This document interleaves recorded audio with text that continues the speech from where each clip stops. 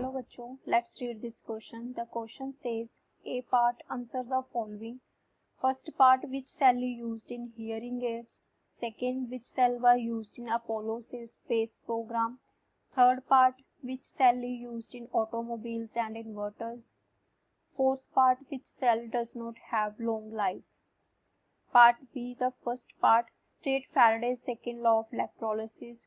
Second part, two electrolytic cells containing silver nitrate solution and copper sulfate solution are connected in series. A steady current of 2.5 ampere was passed through them till 1.078 of silver were deposited. How long did the current flow? What weight of copper will be deposited? The key concept for this question is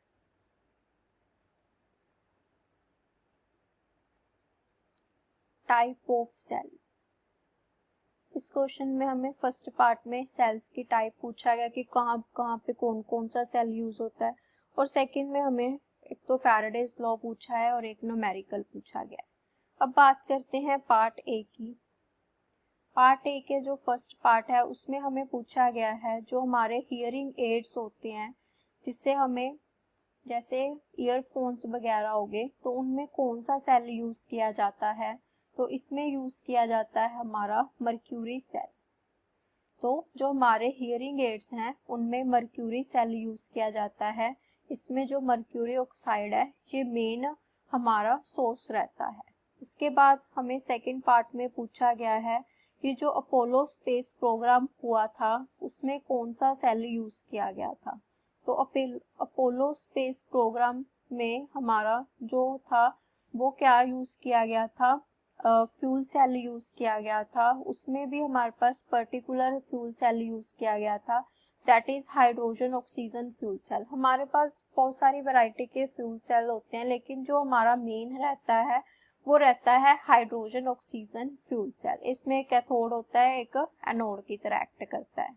उसके बाद हमें पूछा गया है third part में कि जो हमारे ऑटोमोबाइल्स जैसे व्हीकल्स हो गए, कार्स हो गया, हमारी ट्रक हो गए एंड इन्वर्टर्स जो हम यूज करते हैं जब इलेक्ट्रिसिटी का हमारे पास इलेक्ट्रिसिटी चली जाती है, तो इनमें कौन सा सेल यूज किया जाता है, तो इसमें यूज किया जाता है हमारा लेड एसिड सेल।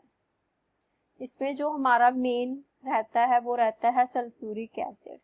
सो इसमें हमें लेड एसिड सेल यूज करते हैं। फोर्थ पार्ट में हमसे पूछा गया है कि ऐसा कौन सा सेल है जिसकी लॉन्ग लाइफ नहीं है, वो जो जल्दी खत्म हो जाता है, तो वो हमारा होता है ड्राई सेल। ड्राई सेल कहाँ पे यूज होता है, जैसे हमारे रिमोट्स हो गए, टॉयज हो गए बच्चों के, इनमें यूज किया जाता है जो ड्राई सेल होता है। सो इसमें इसकी जो शेल्फ लाइफ है वो कम होती है as compare to other sales.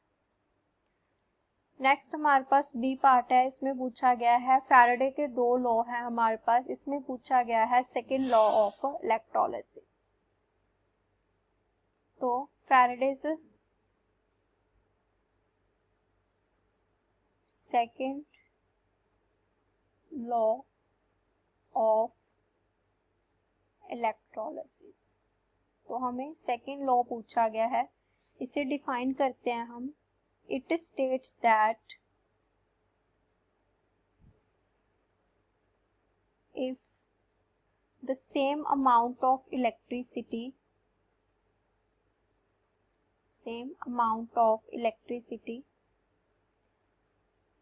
is passed through different electrolytes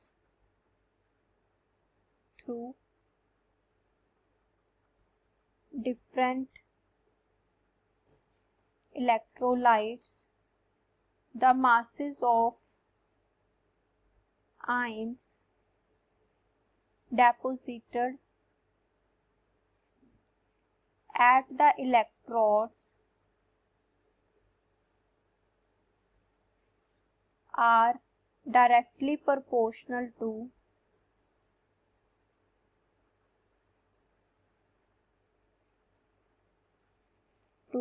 their chemical equivalence।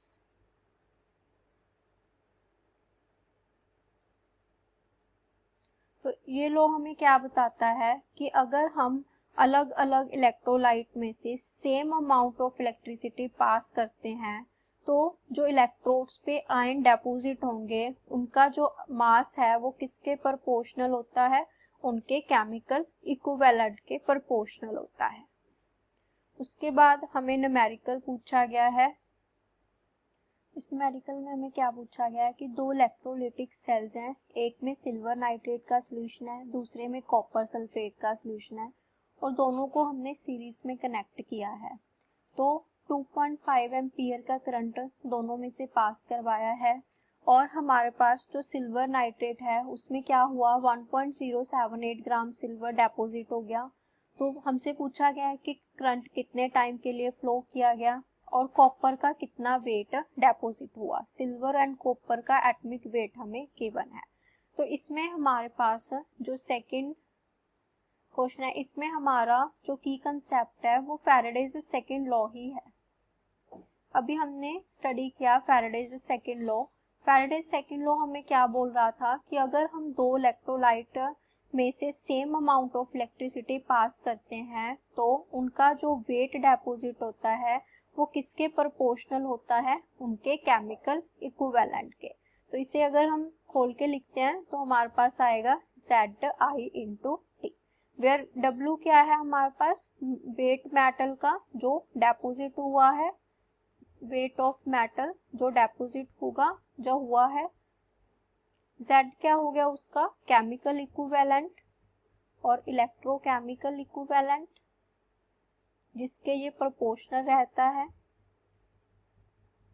I हमारा क्या हो गया जो हम करंट पास करवाते हैं उसमें से, एंड T हमारा क्या हो गया यहाँ पे टाइम। टाइम हमारा किस में होगा, सेकेंड्स में होगा।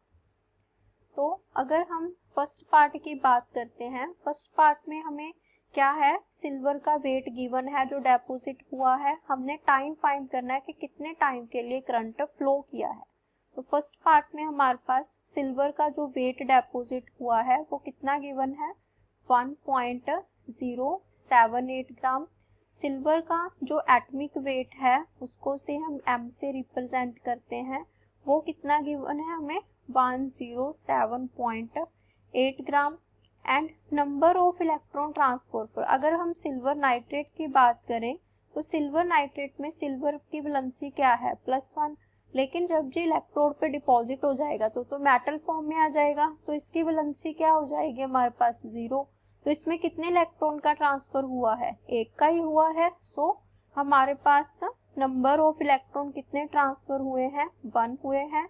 फैराडे कांस्टेंट की बात करें क्योंकि इलेक्ट्रिसिटी यहाँ पे हमारी फैराडेज में काउंट होती है तो 96500 कूलम पर मोल होते हैं इसके यूनिट्स। और करंट कितना पास करवाया था हमने 2.5 एम्पियर का। अब हमें अगर W भी पता है, Z हमें नहीं पता, I पता है, T हमने फाइंड करना है, तो पहले हम Z कैलकुलेट करेंगे। तो Z को कैलकुलेट करने का हमारे पास क्या फॉर्मूला रहेगा, जो सिल्वर का हमारे पास एटॉमिक मास है अपॉन कितने नंबर ऑफ इलेक्ट्रॉन ट्रांसफर हुए हैं इनटू फैराडे। तो कितना था हमारा 107.8, कितने इलेक्ट्रॉन ट्रांसफर हुए 1 और फैराडे कितना था 96500। तो क्या आ गया सॉल्व करके 0.001122 ग्राम पर कूलम। अब हम W is equal to ZIT में वैल्यू पुट करेंगे तो W कितना गिवन था हमें 1.078, Z की वैल्यू क्या आई है 0.01122, करंट कितना पास करवाया था 2.5 का और टाइम हमने फाइंड करना है। तो यहाँ से T की वैल्यू अगर हम सॉल्व करें तो सॉल्व करके आएगी 384.5 सेकेंड। तो टाइम आ गया हमारे पास। सेकेंड पार्ट में हमने फाइंड क्या करना है कि वेट का कॉपर का कितना डेपोजिट होगा। तो इसके लिए सेम फॉर्मूला यूज करेंगे, W is equal to ZI into T. तो W हमने फाइंड करना है, Z के लिए वही mass of copper atomic mass divided by कितने इलेक्ट्रॉन का एक्सचेंज हुआ है इनटू फैराडे। I हमारे पास सेम करंट पास करवाया है तो टाइम भी सेम ही होगा 384.5 सेकेंड। तो W is equal to copper का कितना है, एटॉमिक मास हमें गिवन है 63.5। कॉपर में कितने इलेक्ट्रॉन का एक्सचेंज होगा, 2, क्योंकि अगर हम बात करें कॉपर सल्फेट की तो कॉपर की वैलेंसी क्या होती है इसमें, +2। तब जो इलेक्ट्रोड पे डिपॉजिट होगा तो एज अ कॉपर होगा, तो फ्री स्टेट में इसकी वैलेंसी क्या होगी, 0 इंटू 96500। करंट कितना पास करवाया, 2.5 एम्पियर। कितने टाइम के लिए करवाया गया, 384.5 सेकेंड। तो इसे सॉल्व करेंगे तो W की वैल्यू आ जाएगी 0.3175 ग्राम। तो इतना जो वेट है वो कॉपर का डेपोजिट होगा। Hope you understand. Best of luck.